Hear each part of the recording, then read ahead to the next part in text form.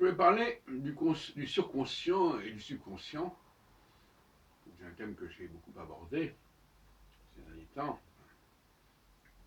depuis quelques années en tout cas, par rapport à notre propre production.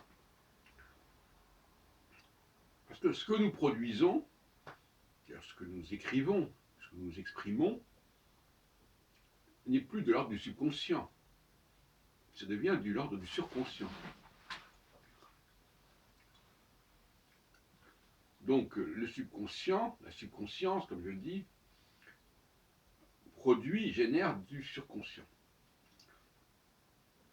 Et le surconscient, quelque part, il subsiste, il survit. Il nous survit à nous-mêmes, quelque part. Parfois pas dans un très bon état. À travers les temps, il peut très bien se perdre, se corrompre, ou être même corrompu par d'autres, détourné, dévoyé. Mais je voulais dire que cette notion, cette dialectique de la subconscience et de la surconscience, elle est également au niveau individuel. C'est-à-dire que tout individu vit dans cette double dimension, avec les contraintes et les tensions que cela génère. Parce que, je vous dis dans une autre vidéo, le rapport que nous avons avec ce que nous avons généré, nous avons produit, ce qui restait sous une forme ou sous une autre, en dehors de nous, qui a été extériorisé, ce rapport n'est pas évident. D'abord parce que, éventuellement, nous avons pu dire des choses que nous n'acceptons plus aujourd'hui, ce qui est d'ailleurs heureux, quelque part. Et puis aussi parce que, tout simplement, nous n'avons plus envie d'en parler. Parce que ça a été dit, ça a été exprimé. Vous savez, c'est comme cet auteur à qui on dit expliquez-moi ce que j'ai lu dans votre livre. Il dit moi j'ai fait 1500 pages sur ce bouquin, je ne vais pas vous résumer en 3 minutes ce que j'ai fait. Donc là aussi il y a une tension.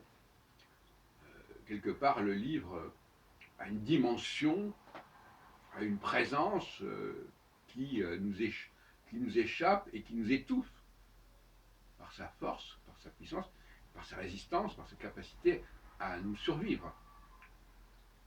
Et donc, on est écrasé par notre propre production, quelque part.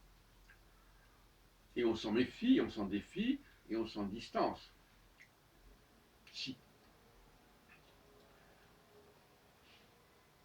Et donc, on retrouve cette notion de une humanité qui existe par elle-même, en elle-même, qui se perpétue par elle-même, mais à travers l'hérédité, à travers la génétique, par rapport à un corpus culturel qui lui aussi traverse le temps. On ne peut pas parler d'inconscient collectif, enfin peu importe. En tout cas, c'est pas que ça, puisque ce sont des choses qui existent aussi, qui sont restées, qui sont dans les bibliothèques, dans les musées, etc. Donc, on retrouve un peu la dialectique du créateur et de sa création, quelque part. Le surconscient étant la création du créateur qui, lui, crée parce qu'il a un subconscient.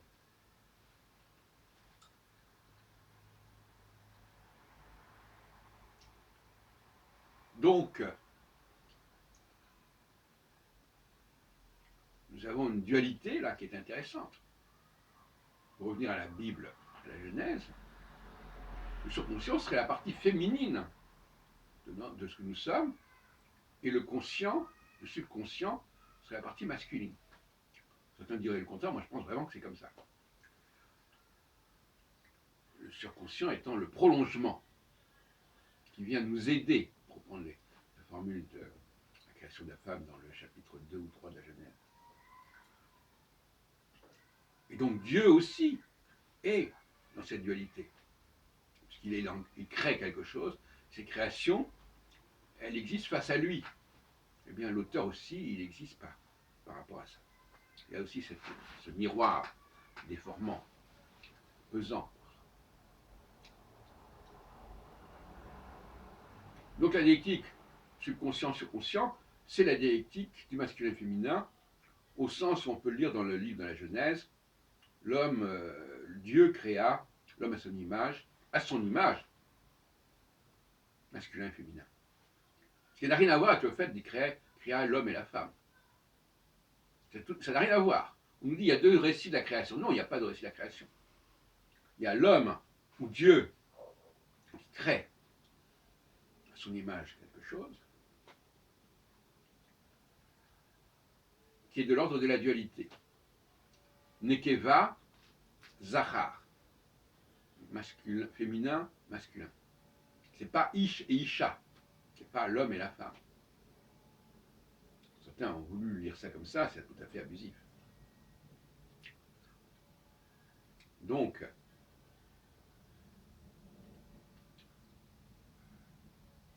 reconnaissons d'ailleurs qu'il est marqué Dieu, enfin Elohim, créa l'homme à son image, masculin féminin, mais après au chapitre 5, il est dit Adam créa son fils, Seth, à son image, masculin et féminin. Donc nous sommes dans la position de Seth,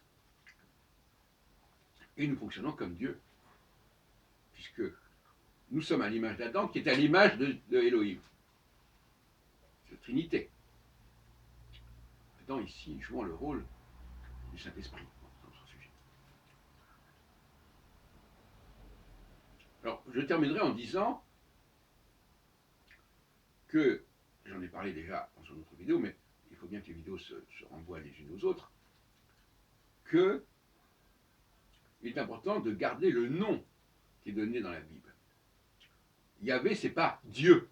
Yahvé, c'est un Dieu.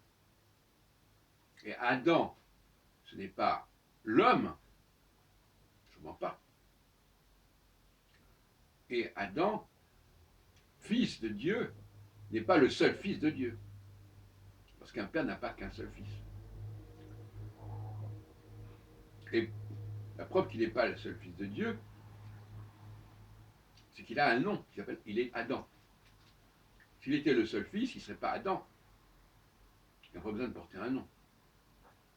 Certains vous disent, ah non, mais Adam, ça veut dire l'homme. Non. Ça, c'est déjà une lecture complètement faussée, biaisée. Adam, c'est le nom d'un des fils de Dieu. Et c'est parce que ce n'est qu'un des fils de Dieu au sein d'une fratrie qui s'appelle Adam, qui est un nom comme un autre. Tout comme Yahvé, quelque part, est un Dieu parmi d'autres dieux. Et c'est pour ça qu'il s'appelle Yahvé, etc., etc.